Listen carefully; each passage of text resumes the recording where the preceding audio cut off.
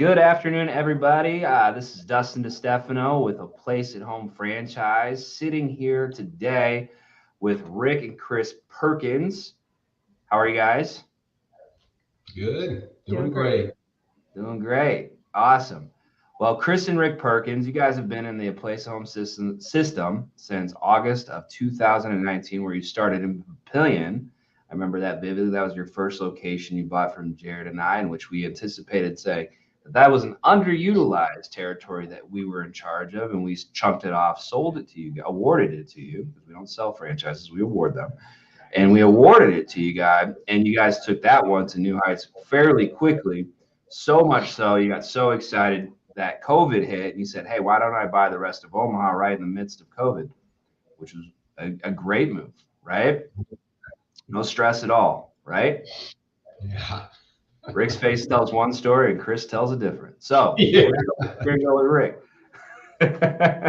Well, just to give you a little background, Kris and Rick have been in and out of the system. They have two locations, one in 2019, one in 2020, as I said. They average about 64 caregivers working at a given week. They average 42 active clients. Their client average hours per week is about 48 a week, which is one of the best in the system. And your client value per week is about $1,266 a week in revenue per client, which is also one of the best in the system. And it's no wonder why you won 2 awards at this year's convention for top performing individual territory.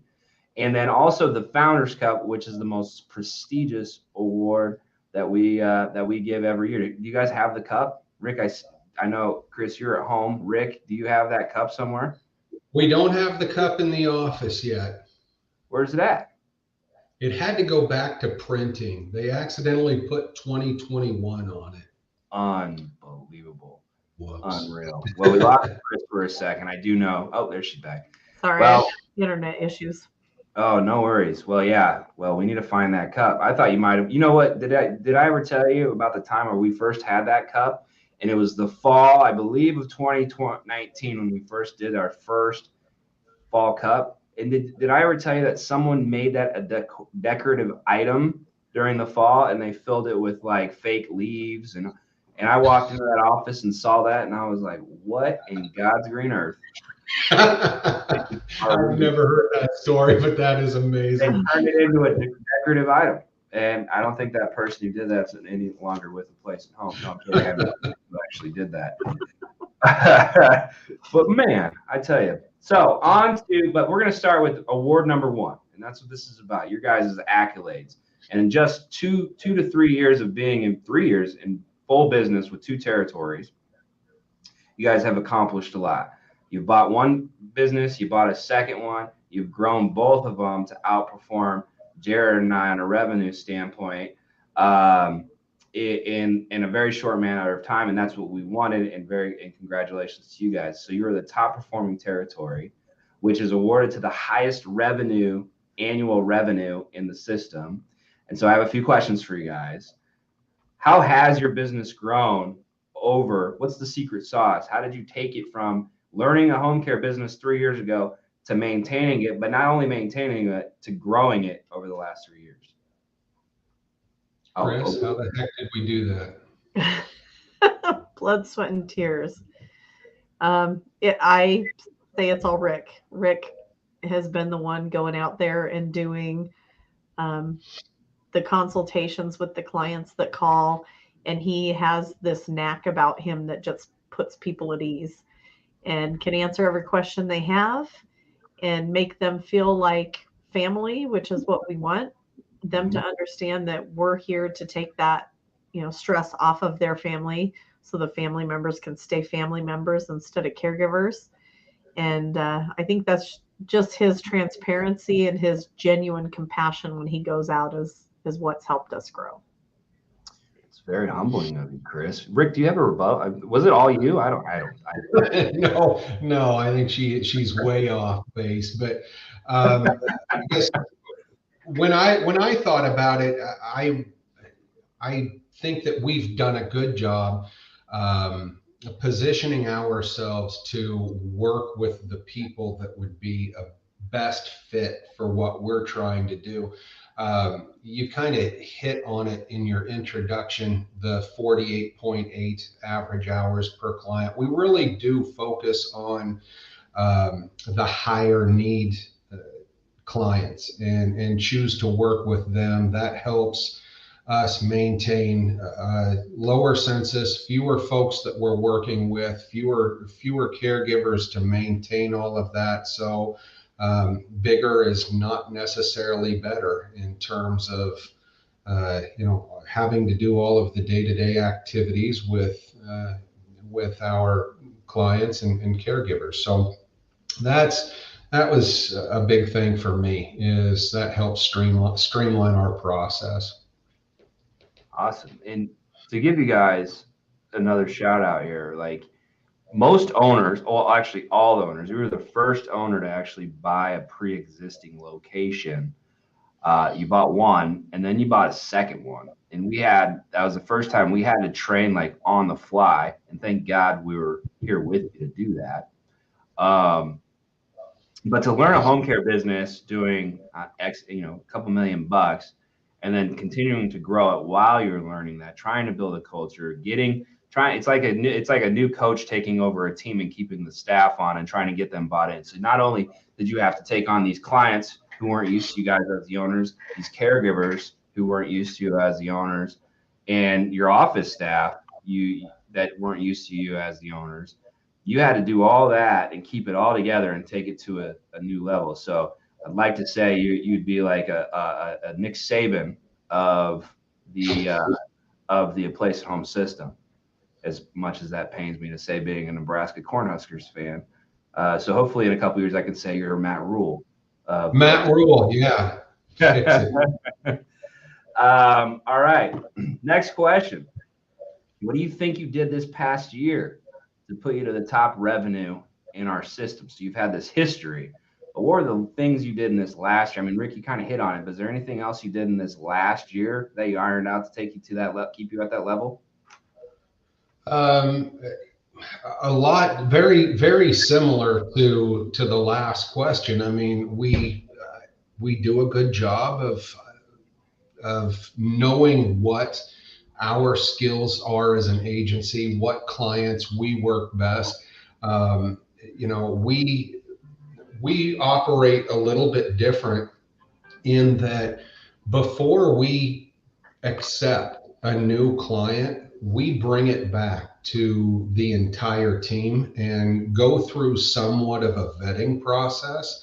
So I'm always open with our prospective clients during that home consultation that right now I'm interviewing you as much as you're interviewing me, and we won't move forward with this if I don't believe that we're the best match for you. So we're completely transparent with that process. And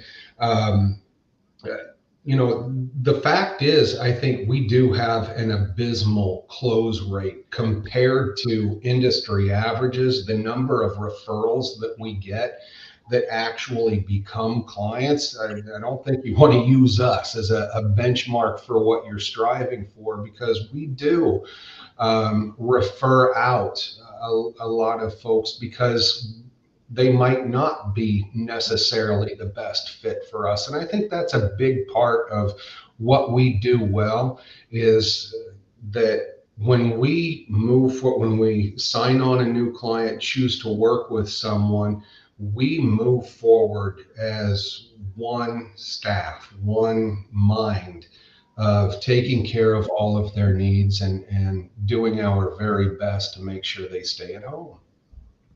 Nice. Yeah, no, I mean, as much as I like to say, you guys are in a different stage. So that's kind of like the stages of home care business, right? When you first, what we teach new owners is actually go to owners like you guys and say, hey, for any 6-hour a week, 9-hour a week, 12-hour a week client that you don't want to staff, I mean, send them our way. We've been able to build strong foundations based on that premise. Mm-hmm. And now you guys are on the other side being that referred. And I think everyone strives to that, because once you get to that, I mean, you're at 40 hours a week average, which is, I mean, that is higher than the normal. System-wide is about 20, which is still pretty good. 20 hours a week clients where we want to be at.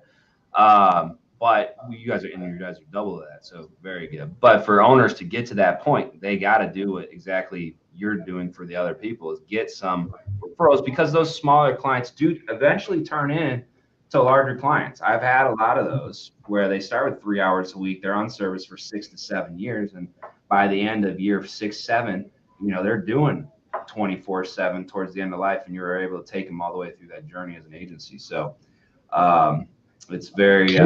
You made a great point. I definitely was not advocating that. Brand new owner.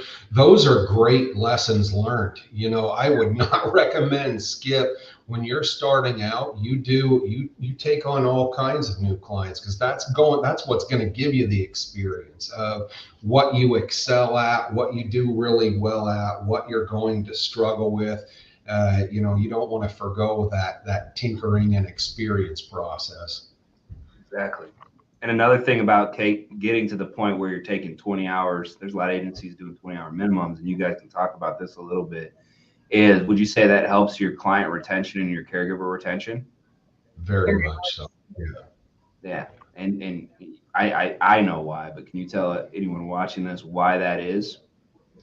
It helps you block up your schedule. It's no secret that the best caregivers out there, they are looking to stay busy. They are people with their own lives and responsibilities. They have bills to pay just like everyone else, and that minimum 20-hour week is what's going to help you block up your schedule to keep the people that you do have as busy as they need to be. You're not cluttering things up with little 2 or 3 hour bath shifts. There's definitely times and a way to implement that without completely throwing your system into an uproar. But we've just chosen where we're at for our purposes. Best way to streamline our schedule is those 20-hour blocks at minimum. The majority of the caregivers that come into us are looking for a minimum of 20 hours a week, and the most of them are looking for full time. So us having that 20-hour minimum for our clients, we can bring a brand new caregiver into orientation and say right off the bat, I have 20 hours a week for you. And, gives us a chance to interview them in the process of them doing the job to see if we can then throw on another 20-hour a week client.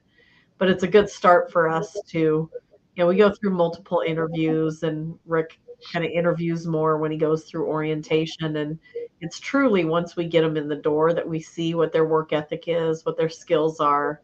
So that 20-hour minimum helps to get them the hours they need right away, but us also to kind of give them a test ride.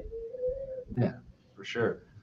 And just one more point on that 20-hour minimum. A lot of these newer owners, some of the things we get is that, hey, I'm getting these 3-hour a week, 6-hour a week, 9-hour a week, 10-hour a week clients from my marketing efforts. And one thing that we got to get better at as a system is pretty much going out when you're meeting social workers, discharge planners, and our referral network, right? Is explaining how we are the professionals at 20-hour or above care, right? Because it's in the social worker's mind. So a lot of owners will go in and say, well, we have a 3-hour minimum, trying to get business, because social workers and discharge planners would say, well, what's your minimum? And they would say 3. So what do you think they're going to send you? 3-hour a week clients, right? If you go in saying, well, we have a 20-hour a week minimum, we specialize in this, and this at 20 hours a week, then they start to send you 20-hour a week or more clients. So my advice to anyone who is newer, when you go into referral marketing, don't go in throwing out minimum. Go in throwing out what you're good at and sticking to 20 to 40 hours a week clients, and you'll get those referrals. Going on to the next one, the Founders Cup. The Founders Cup, I want to define the Founders Cup. The franchisee making major contributions and playing a significant role in the organization's success. Requirements in a business for a full year, check. Lives with the We Are Care philosophy, check. Essential in the brand success over the qualifying year, check. Client and caregiver scores above average, check and check. So obviously, with that being said, and me stating that that's the most prestigious award, when you guys won that award, because no one knows what they won until we announce it. Typically, I mean, some people can figure it out just by basic math, but that award you can't figure out prior to, right? What did that mean to you in that given time, and what does that award mean to both of you guys? Well, yeah, we were absolutely humbled to win that. We enjoy being a part of the franchise. We enjoy having the new prospects come through and see our office in action. Get a chance to talk with Rick and I and our office staff to see if they want to become a part of what we're a part of. And I think in the last 3 years, this franchise has just really been a family to us, and we love everything we do, as far as our own business and helping the new ones coming in. So it was very humbling to be honored with that. Yeah, I'd agree with that. When you think, as I reflect on all of the other owners that we've brought in and the amazing culture that we have, Kris, you really came up with the word. It's humbling to receive an award like that, because I know in my mind, I see all of our franchise chats and all of the back and forth and the help that everyone is providing, among our owner network, the level of support, and to be identified as the agency doing that great work. It was a pretty emotional thing for me. Very appreciated.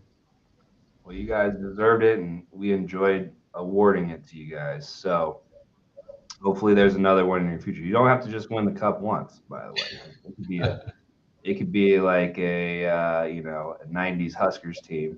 After that, where 3 out of 4 years ain't bad.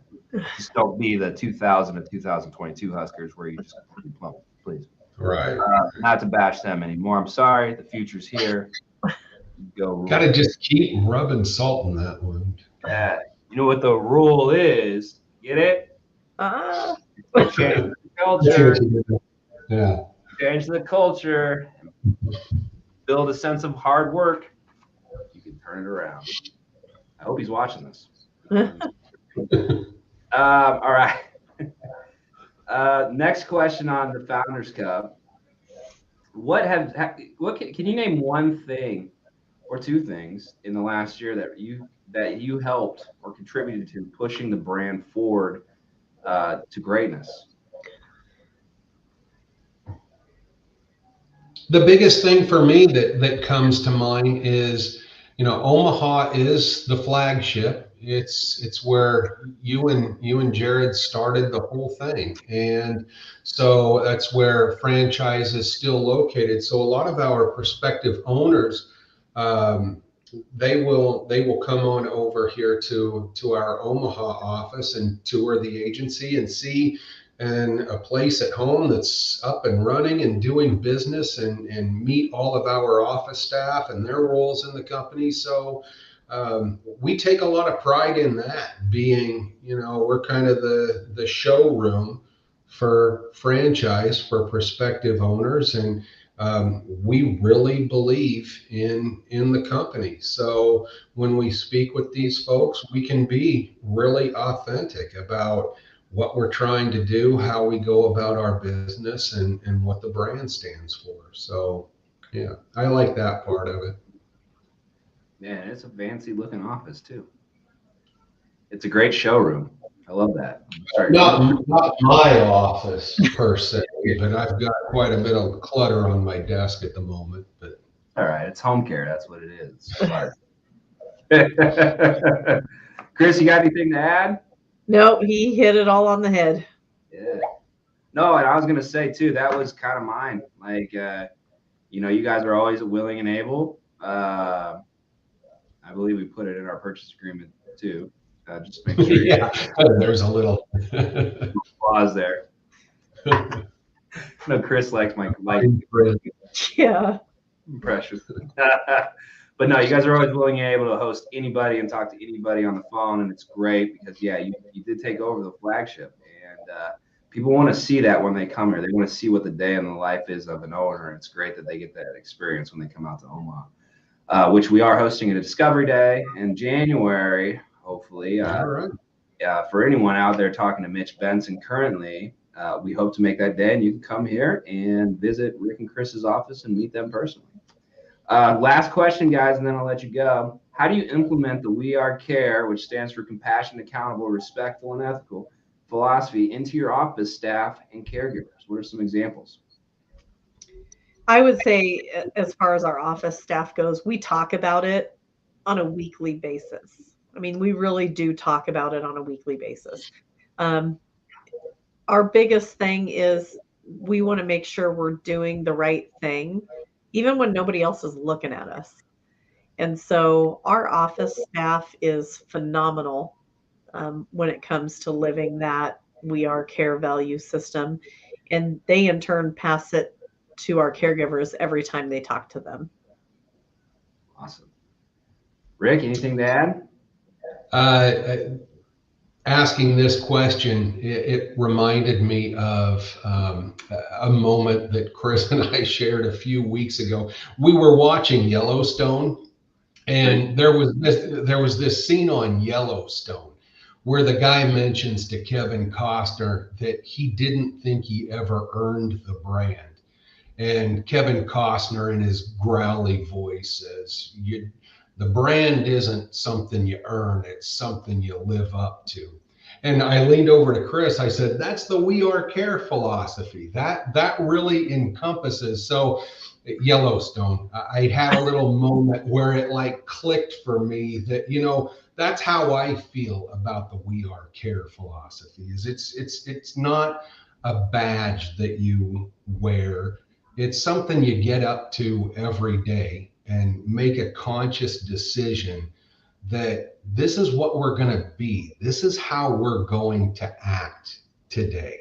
We're going to act with compassion. We're going to be ethical in all of our dealings with people. So I like in orientation, when we're working with new caregivers, providing them concrete examples of what this looks like. And I think that's usually a very interactive discussion with them. They can see that I've given enough time to devote to here's actual examples of how we do what we do and how we display these moral values of our company. I think that's important.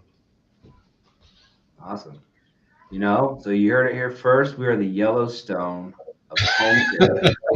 Have to add another one. Here's another Yellowstone thing. We are not business owners' playgrounds. If you want to be in this brand, you're going to be in this brand. That's another one.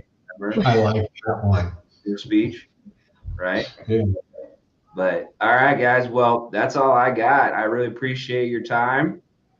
Keep on going and growing, and I'm looking forward to what this year brings you guys. It's almost over. New one's coming up. Yeah, getting close. All right. Well, thanks, guys. All right. Have a good one. Bye.